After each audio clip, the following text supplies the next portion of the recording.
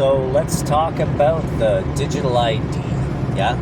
And the people that will be forced to use it.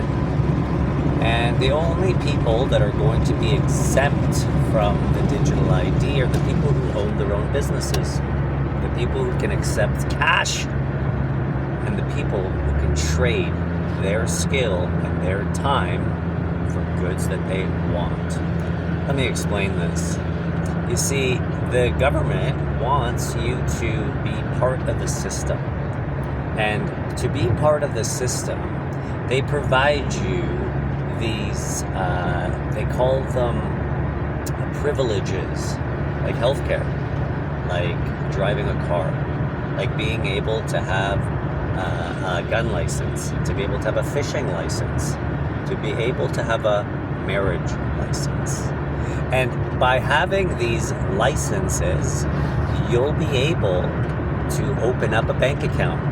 Because without having two pieces of ID, by being part of two systems, you can't get a bank account. And if you don't have a bank account, well, you can't work for anyone. Because your employer is going to say, who do I make the check to? And if you don't have a bank account, you won't be able to cash the money that you have earned in your said company. Now, if you, oh my goodness,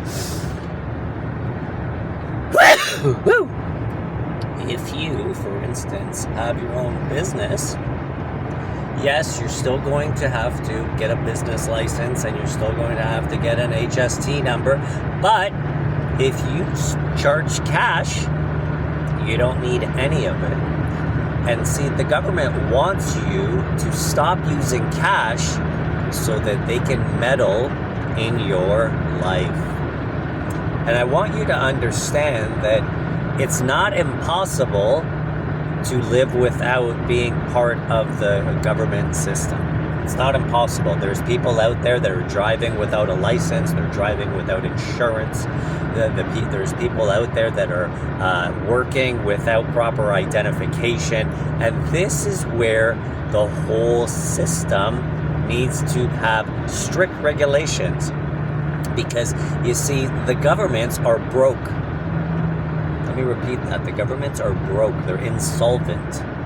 They don't have their money backed by anything.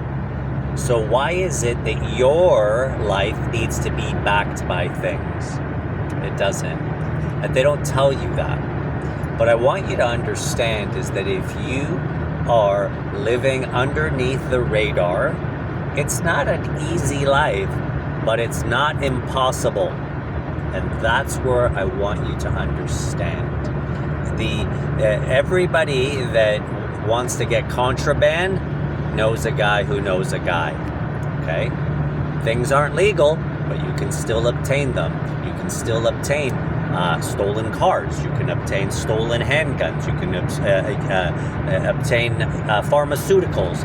You can get pharmaceuticals. You can get all kinds of things. Those are just to name a few. And those are huge industries.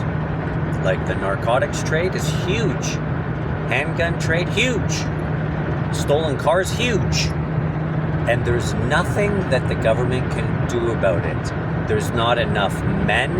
There's not enough special services. There's not enough bureaucracy to be able to absorb all of that. But they don't want you to know this. And I want you to realize that in the future, moving forward, there's going to be two camps. There's going to be the people who comply, and there's going to be people who circumvent. And I wonder which one you're going to be. Help me reach 100,000 followers so we can get to the bottom of it. There you have it.